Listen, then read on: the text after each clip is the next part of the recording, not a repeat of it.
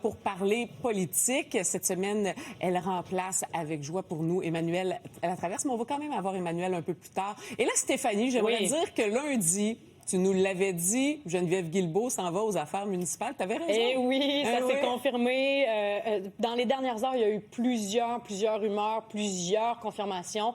Des gens qu'on entend qui sont contents, d'autres qui seraient peut-être un peu plus déçus. J'ai hâte d'entendre les réactions d'un Bernard Drinville, par exemple, qui irait, selon toute vraisemblance, à l'environnement. Oui. On se rappellera que c'est lui qui avait lancé à la volée le « Lâchez-moi » avec les GES. J'ai l'impression que cette citation-là va le suivre. Oui. Donc, ça va être... C'est un peu étonnant. Ça va être une casserole un peu difficile pour lui parce qu'on va lui donner. Il a quand même, en quelque sorte, je vais mettre avec des guillemets, sauvé la rentrée. Hein. Ça a été une rentrée quand même sans trop d'obstacles, alors qu'on le sait qu'il y a des besoins criants dans le milieu de l'éducation.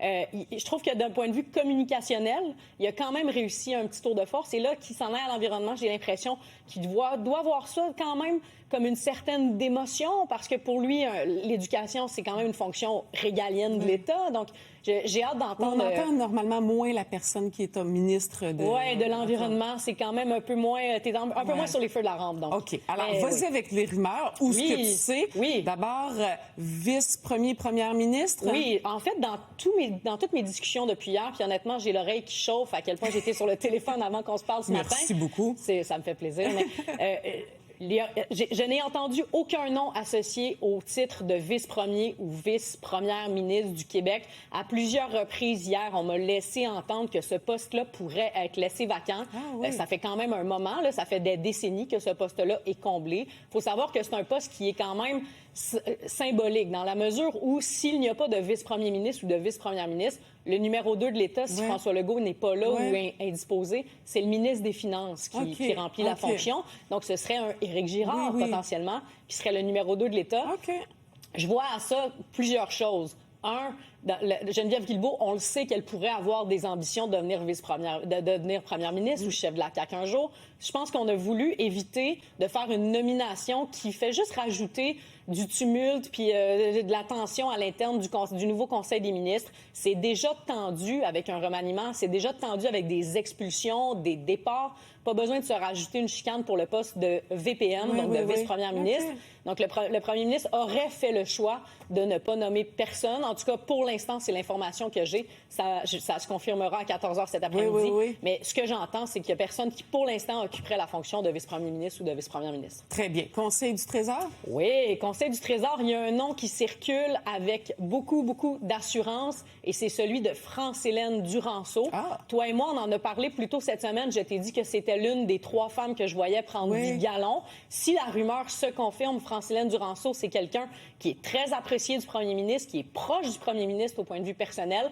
On lui attribue aussi quand même certaines victoires. Elle dit qu'il n'y a pas eu autant de mise en chantier au Québec depuis très longtemps. C'est elle qui s'attribue donc cette petite victoire-là, j'ai envie de dire. Donc, le premier ministre la récompenserait avec un portefeuille plus important, une fonction importante, le Trésor. Hein, c'est pas mal toi qui tiens les chèques. Donc oui, on a beau écrire un budget, mais c'est toi qui décides si on sort l'argent ou pas. Puis France-Hélène Duranceau serait donc celle choisie, encore là, au conditionnel. On le saura à 14 h tantôt, mais pour occuper la fonction. Et même s'il y a quand même des citoyens qui l'aiment plus ou moins depuis les sagas des Loups-Boutins ou des choses comme ça. Oui, c'est ça. Hein? Dans une fonction à l'habitation, c'était comme une fonction naturelle pour elle d'aller à l'habitation de par son passé professionnel. Ça n'a pas nécessairement été un fit, là, en bon français, avec certains groupes, notamment des groupes plus militants en matière de logement. En revanche, j'ai l'impression que les groupes de propriétaires, par exemple, étaient plus contents de sa vision. Les mises en chantier, faciliter, accélérer les mises en chantier, c'était plutôt ça, son discours. Donc, tu peux pas faire des contents tout le temps en politique, c'est impossible. Si tu veux faire avancer des choses, il y a des mécontents à un moment donné. Bon, on continue. Oui, on continue. Mathieu Lacombe. Ben, ça se pourrait que lui reste autour de la table. J'entends qu'il pourrait rester dans ses fonctions de ministre de la Culture. Il y avait beaucoup de spéculations. Toi et moi, on en a parlé plus tôt cette semaine.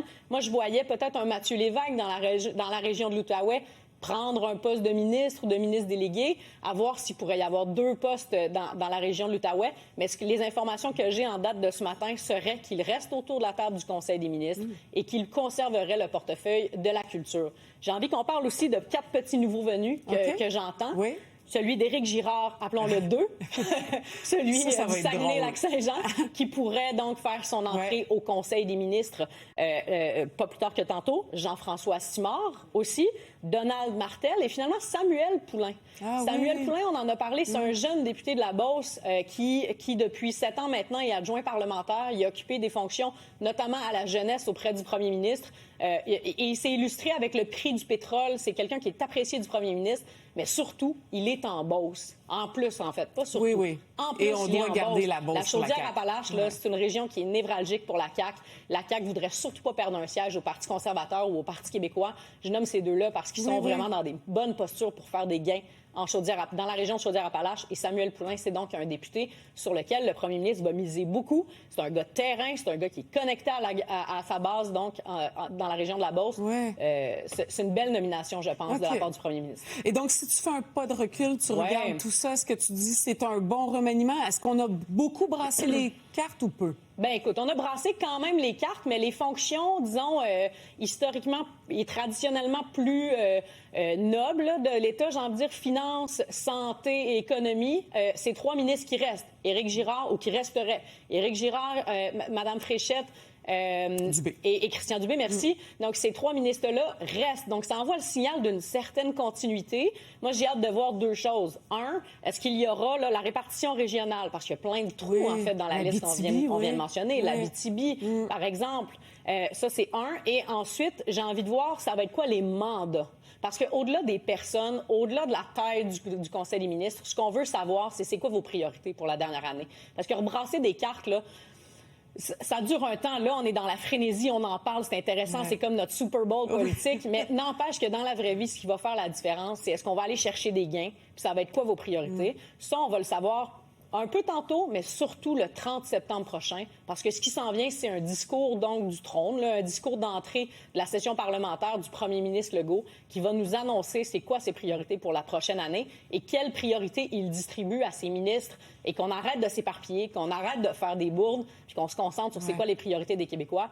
Fait que j'ai hâte d'entendre en fait le discours du premier ministre, parce que là, bon, il y a des noms, on spécule, c'est intéressant. Moi, j'adore ça en ce moment. Mais où est-ce qu'on s'en va avec ce Conseil des ministres-là? Ils ont 1 an pour, disons, faire un leg clair. Mais ils ont réalistement, toi puis moi, 3 mois. Il faut qu'ils se rendent à Noël et que ça aille mieux. Fait que j'ai hâte de voir l'automne. Bon travail, Stéphanie. Merci pour tout. À demain. Salut.